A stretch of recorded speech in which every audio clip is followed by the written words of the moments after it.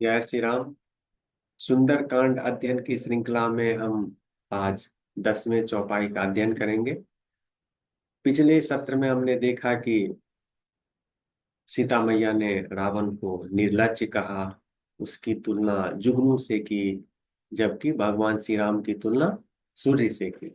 तो रावण बहुत अपमानित महसूस करता है और उसके बाद क्या होता है, ये इस चौपाई का विषय है। तो पहले चौपाई का पाठ करते हैं, फिर इसके अर्थ को समझने की कोशिश करेंगे। सीताति मम कृत अपमाना, कटिहउँ तव सिर कठिन कृपाना। नाहित सपदि मानु मम बानी, सुमुखी होत नत जीवन हानि। श्याम सरोज दाम सम सुंदर, प्रभु भुज करि कर सम दस कंधर। सोभुज कंठ की तव असी घोरा, सुनु सठ अस प्रवान पन मोरा। चंद्रहास हरु मम परितापम, रघुपति बिरह अनल संजातम। शीतल निशीत बहसी बर धारा, कह सीता हरु मम दुख भारा। सुनत बचन पुनि मारन धावा, मय तनया कही नीति बुझावा। कहेसी सकल निशिचरिन्न बुलाई, सीतहि बहु विधि त्रासहु जाई। मास दिवस महु कहा न माना, तो में मार बिकाढ़ी कृपाना। तो रावण अपमानित होने के पश्चात मैया सीता से कहता है, सीता, तुमने मेरा अपमान किया, मैं तुम्हारे सर को कलम कर दूंगा, नहीं तो तुम मुझे स्वीकार कर लो और इससे तुम्हारी जान भी बच जाएगी। तो रावण यहाँ मैया सीता को धमका रहा है, भय का इस्तेमाल करके सीता मैया से अपनी बात मनवाना चाहता है। कहता है कि अगर तुमने मेरी बात न मानी तो तुम अपने जिंदगी से हाथ धो बैठोगे। इस पे सीता मैया कहती है, श्याम सरोज दाम सम सुंदर, प्रभु भुज करी कर सम दस कंधर।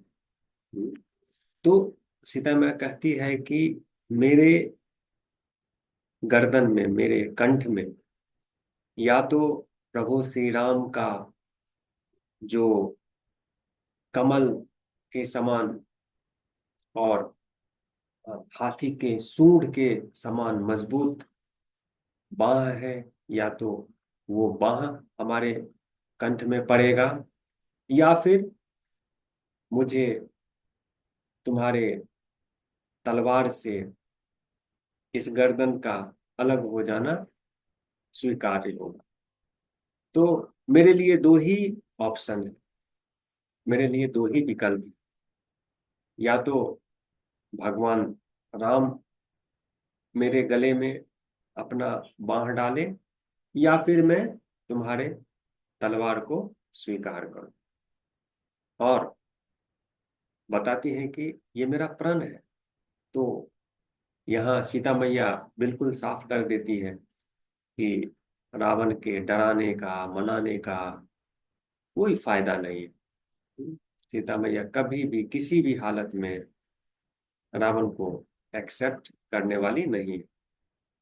फिर माँ कहती है, चंद्रहास हरु मम परितापम। कहती है कि हे रावण, ये जो तुम्हारा तलवार है जिसका नाम चंद्रहास है, इससे मेरे कष्ट को हर लेने दो। चंद्रहास तलवार को, मेरे कष्ट को हर लेने दो।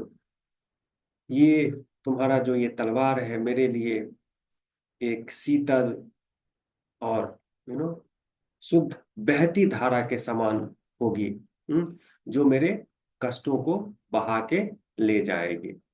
शीतल निशित बहसी बर धारा, कह सीता हरू मम दुख भारा। तो इस चंद्रहास तलवार को चलने दो, और इसे मैं कैसे महसूस करूंगी, जैसे कोई शीतल जल की धारा बह रही है और मेरे दुखों को हर रही है, मैं वैसा ही महसूस करूंगी। तो ऐसा सुन के रावण और क्रोधित हो जाता है। सुनत बचन पुनि मारन धावा, और वो अ, सीता की हत्या करने के लिए आगे बढ़ता है। लेकिन तभी मैं तनया कही नीति बुझावा। मैं तनिया यहाँ मंदोदरी को कहा गया है। तो मंदोदरी को मैं तनिया भी कहते हैं, बिकॉज ये अ, मायासुर की पुत्री है। तो मायासुर अपने मिथोलॉजी में, मायासुर ये महान दैत्य था, राक्षस था, और ये आर्किटेक्ट था। हम्म तो महल वगैरह बनवाना, कोई कंस्ट्रक्शन, इसमें ये महारत हासिल किया था। तो ये काफी बुद्धिमान और होशियार राक्षस था, और इसी की पुत्री थी मंदोदरी। इसीलिए मंदोदरी को मयतनिया भी कहा जाता है, मायासुर की पुत्री। तो मंदोदरी इंटरवीन करती है जब रावण अ, सीता मैया की हत्या करने के लिए अग्रसर होता है। वो बोलती है कि नहीं, ये नीति के खिलाफ है वो, और मतलब इसके परिणाम को भी वो समझाती है कि अगर आप सीता मैया की हत्या करेंगे तो इसका बहुत बुरा परिणाम हो सकता है। हम्म तो ये सुन के रावण रुक जाता है, लेकिन वो क्या करता है, राक्षसियों को बुलाता है। और कहता है कि सीता को तुम लोग डराओ, धमकाओ, हम्म, अनेक तरह की पीड़ा दो, हम्म, ताकि वो मुझे स्वीकार करने के लिए विवश विवश हो जाए। हम्म और फिर मैया सीता को धमकी देता है कि अगर 1 महीने के अंदर तुमने मुझे स्वीकार नहीं किया तो मैं तुम्हारी हत्या कर दूंगा। अब हम दोहे का पाठ करते हैं। भवन गयं 10 कंधर, यहाँ पिशाचिन वृंद, सीतहि त्रास दिखावही, धरहि रूप बहुमंद। तो ऐसा करके, ऐसा धमकी दे करके रावण अपने महल को वापस चला गया, और यहाँ राक्षसियों के एक ग्रुप को, एक टोली को डिप्यूट कर दिया, मतलब सीता मैया को डराने के लिए तैनात कर दिया। और ये राक्षसनियां क्या कर रही हैं, राक्षसियां ये सीता मैया को डरा रही है। सीत ही त्रास दिखा वही, सीता को डर दिखा रही है। और बहुत अनेक भयंकर डरावना रूप धारण करके, ये राक्षस लोग तो मायावी होते ही हैं, तो अलग अलग डरावना रूप धारण करके सीता मैया को डराने की चेष्टा कर रहे हैं, और अ, अ, सीता मैया रावण को एक्सेप्ट कर ले, इसकी कोशिश कर रहे हैं। हम्म, तो इस तरह से ये अ, चौपाई खत्म होता है। ओके। तो यहाँ हमें इस चौपाई से सीख क्या मिलती है? ओके।